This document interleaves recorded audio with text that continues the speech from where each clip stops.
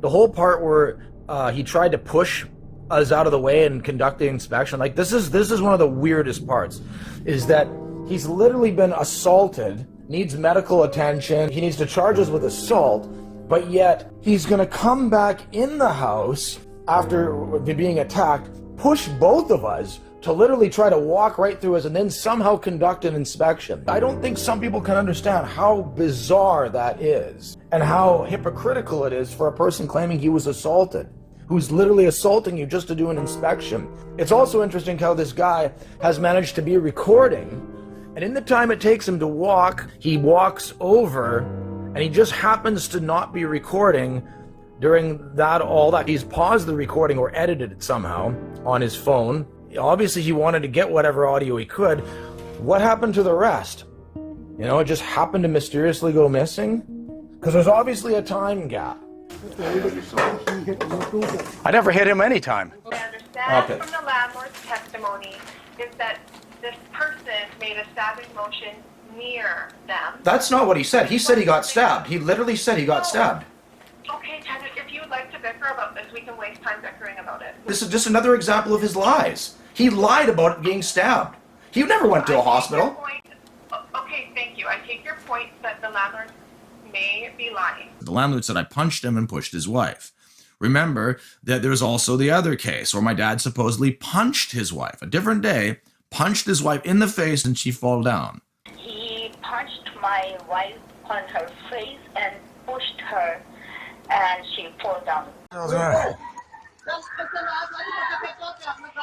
Yeah, I'm washing. Because he was using the water wrongfully on the street, and my wife, she turned the water like off, nozzle off from the back. That is wasting the water. Yeah, I was washing this off.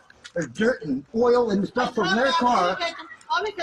Anyways, I want someone here as quickly as you came for when they accused me of pulling a knife out.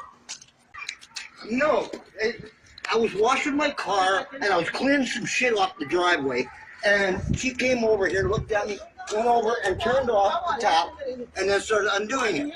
I went over there, started putting it back on, and she slapped me, and then she smacked me again. The wife was home. My dad was washing the car. I saw him, and I went back around the corner, and just as I went back, I heard some commotion. I turned around and I saw that the wife had smacked him, was just in the process of smacking him the second time. There was no hitting her. She hit him. She definitely smacked him. The police were there. Now, what I'm wondering is, why were there no assault charges? If he hit his wife, that seems a lot more serious than hitting him. Why were there assault charges filed the first time, and why not the second time? Okay, please pause for interpretation.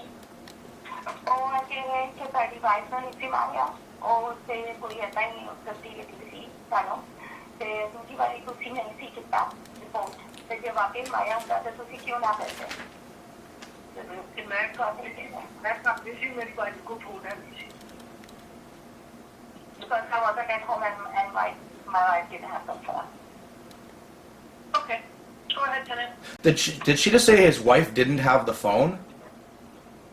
I don't want to bicker about insignificant facts. Then I want your perspective.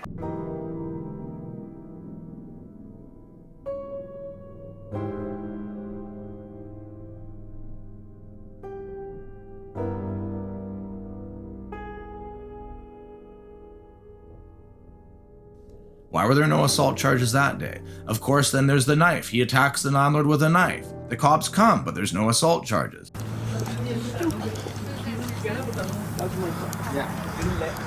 What's going on here? Stupidity. What's going on here? I want to work for him. I want to do laundry. He says no. Okay, yeah, see. Okay, so we've done. This is So you're like, filming this is us so over laundry? stupid. No, I'm filming over his harassment. I've been with. doing this. Like, he wants You're to not come into our filming place his harassment. You're filming us to every see your couple of dad weeks. talk about He wants to laundry. come and know. Well, that's a start. There's a lot of evidence I've compiled for residential tenancy branch. Okay, then you can report that separately. Yeah, well, we're working on that. He's got a whole. Well, then I have evidence. We got lots of What evidence. what evidence do you have that we're here? this evidence. But that doesn't help No, your no, case. this. It will definitely help my case. It won't, because I'll write in the report that this is not a police matter. Good. No, it wasn't. Not But then why did he call the police? We can give you the. He's the one doing this. Yeah. It's, you know, it's total. This guy has been harassing us. Why are you coming You guys out the other hot and day, heavy with so I a was video renting my camera car. to tape us? Like, That's what why is- I didn't know what I was coming out to tape other than there was a problem with him. Do you have a contract I in don't place? appreciate it. No. You know, I mean, you came for a knife attack, and she asked me, she says, oh, you're filming us over laundry? So you're Like, filming this is us so over laundry? stupid. Didn't you just come over laundry? Or oh yeah, that's right, you came over a knife attack. Either way, neither are even being brought up. It's just me and my camera now. And then the guy tries to actually ask questions. It's amazing the difference between these two. Do you have a contract I in don't place? It really is not an advertisement for, you know, women in police uniforms. No offense, but this is not a good example. This girl should be working in a Wendy's. In fact, can we get a clip of that? They ask you how you are, you just have to say that you're fine when you're not really fine, but you just can't get into it because My dad got a new vehicle, Lincoln, a used Lincoln, in February of last year. Immediately, when landlord saw that he was at my house that day, he stated earlier about giving me 3 months notice to increase rent for $29. What he didn't state was that he came there months before this for May. He was trying to get rent for the month of March. He came there, he asked how much the vehicle was, how much it cost. I said, I have no idea. Then he ended up leaving. He came back the next day with the rent increase. There was no paper of any kind, no forms, and it had to be done immediately with threat of eviction, and it was $150 a month, which is 5 times, it's a 10% rent increase. He came back... Okay, tenant. So you'll have to pause for interpretation, but also the way I would prefer you to present your information is to say, on this date, the landlord served me this. I don't know, he and then- didn't serve me anything. I'm He didn't... not following you. I'm not. Okay, so the landlord's trying to increase your rent like a long time ago? And this is where this all started. This is... What? So the landlord tried to increase your rent, and that was the beginning of the issue. Is that correct? Yes. That was in February of 2023. Okay, let's interpret that. Okay, February of last year. Okay, interpreter.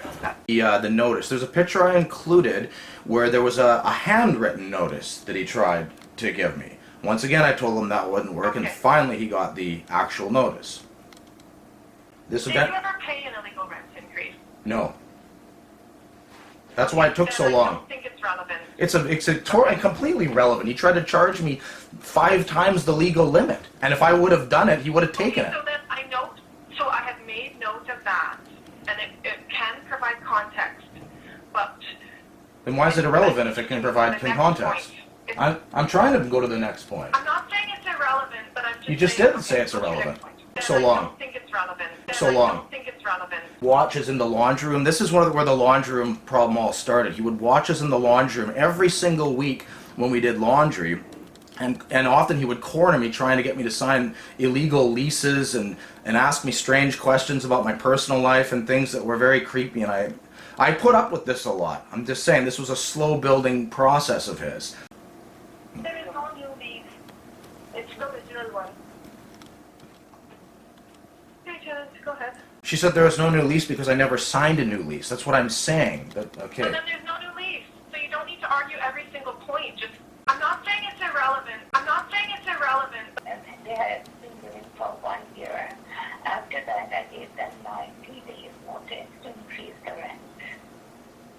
Landlord, did you use the proper form number 7? Yes. You have to use an official form, RTB form, T7 form, I think it's called. No, I gave you notice. Not official notice, no, because The landlord has finally learned to accept the proper rent increase, but hasn't figured out how to use real official forms. you have to use an official residential tenancy BC form. And then BC farm, I know the. What is the problem? Only $30. But you are very shit. This is shit. Not a problem. but it's illegal. No, you have to do the file form. And then 3 months a notice. This is problem. There's a $30. So you don't need to argue every single point. Just you could potentially sign for another fixed term if you chose, but again, he would be still tied to the same rental increase restrictions of the 2%. He's trying to scam me and I've seen things like this before, just a little different, of course. You are not allowed to come upstairs. If he tries to increase the rent to this $1,600, this huge amount, and he doesn't actually try to get the proper forms to do it by the 2%, I can actually go without any increase, because he hasn't done the proper increase at all, right? It's true. Landlord is required to give you 3 full months notice of the rent increase. It needs to be on the proper form, which is the RTB7 Notice of Rent Increase form. Okay. And Writing that down now. Initially, the rent was $1,450, and a year ago, I gave a 3-month notice and added $29 into it. Okay. My dad got a new vehicle, a Lincoln, a used Lincoln, in February of last year. the way I would prefer you to present your information is to say, on this date, the landlord served me. A year ago, I gave a 3-month notice. Okay. A year ago. Okay. February of last year. Say, on this date, I'm not- I just would like you to focus on your defense of the 1 month notice. Some people, phone people. You hit me. I didn't hit You you. three me. grabbed You him, hit grabbed me. him. You You hit assaulted me. him, Jay. You- You assaulted him. You hit and me. you came through our doorway. I am enter. God, Here, notice. you're never coming in here. Notice. Never going to come in your, here again. your need. You're going to have to Na- go na- hire a na- professional. Not in this Sassi. Hire a professional. Get a professional come Not, here. not in Sassi. Not you. Not in Sassi. Not Your you. entry. You're not coming in here ever again. I gave you notice 24 hours. You. Same as the other notice. Oh, yeah. Yes. Same as the other notice. That's garbage. It's Garbage. bullshit. You garbage. No, you garbage. You garbage. And you bullshit. You garbage. You garbage. You should tell your son if he's not doing illegal stuff. You. He should come over here you- and talk. He made at least 2 phone calls after the so-called assault charge. I know he was on the phone with the cops, but he got in contact with this person, made a deal with them. Probably paid them, maybe gave him a month's free rent. It makes sense. Why would he pay that much to have you gone? Because he knows that I'm causing him trouble and it could cost him more in the long run. But in this case, we go back to October 25th, this post right here, where he said he offered me in the laundry room.